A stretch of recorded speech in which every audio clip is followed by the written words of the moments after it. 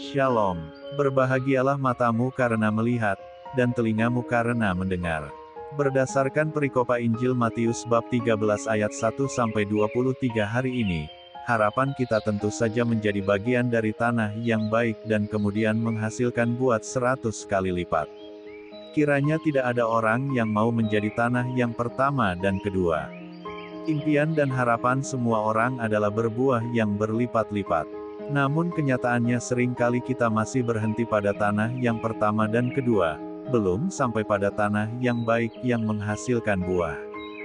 Jangankan untuk berbuah, untuk bertahan hidup saja seringkali harus berjuang setengah hidup, setengahnya lagi mungkin hampir mati. Dan itulah kenyataan yang kita alami, kita hadapi.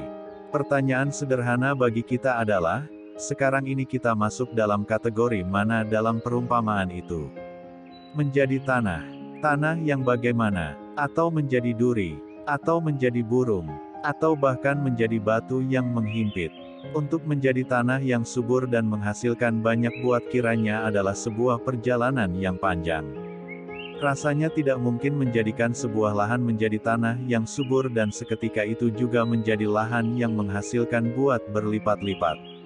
Tetap harus ada proses, tahap demi tahap. Kesetiaan menjalani proses dan mengikuti proses itulah yang banyak menentukan apakah akan menjadi tanah yang baik atau tidak. Sebuah tanah bisa menjadi tanah yang subur dan siap menghasilkan banyak buah memerlukan sebuah proses. Mulai dari diambil batu-batu yang menghalangi kesuburan, dicabut rumput-rumput liarnya. Tidak jarang proses itu adalah proses yang menyakitkan.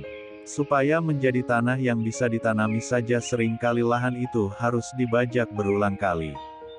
Jika bisa berbicara, kiranya tanah itu sudah berteriak kesakitan. Dan memang itu adalah proses yang menyakitkan, proses membongkar kemapanan yang tidak membuat pertumbuhan yang baik. Itu harus terjadi supaya ada transformasi menjadi tanah subur.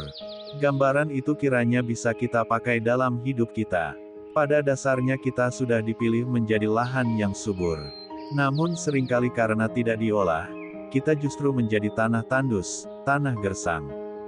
Sekualitas apapun benih yang ditaburkan dalam diri kita, tidak akan bertumbuh dengan baik, bahkan justru mati sia-sia. Proses manusiawi kita juga demikian, mungkin harus sampai merasa sakit untuk menjadi pribadi yang matang dan subur berkembang. Bisa jadi kita memerlukan pembajakan yang berulang kali sampai diri kita siap untuk ditanami benih. Mari mohon rahmat Tuhan, agar kita mampu dan berani untuk dibongkar diri kita, agar menjadi lebih baik.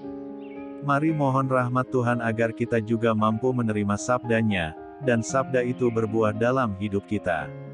Marilah berdoa, ya Tuhan, kami bersyukur atas benih sabda yang Engkau taburkan dalam diri kami. Ajarilah kami agar kami mampu untuk senantiasa mendengar sabda-Mu dan mengamalkannya dalam hidup kami setiap hari. Semoga dengan demikian, hidup kami menjadi hidup yang berbuah dan menghasilkan nilai-nilai luhur. Amin. Tuhan Yesus memberkati. RHPE Channel.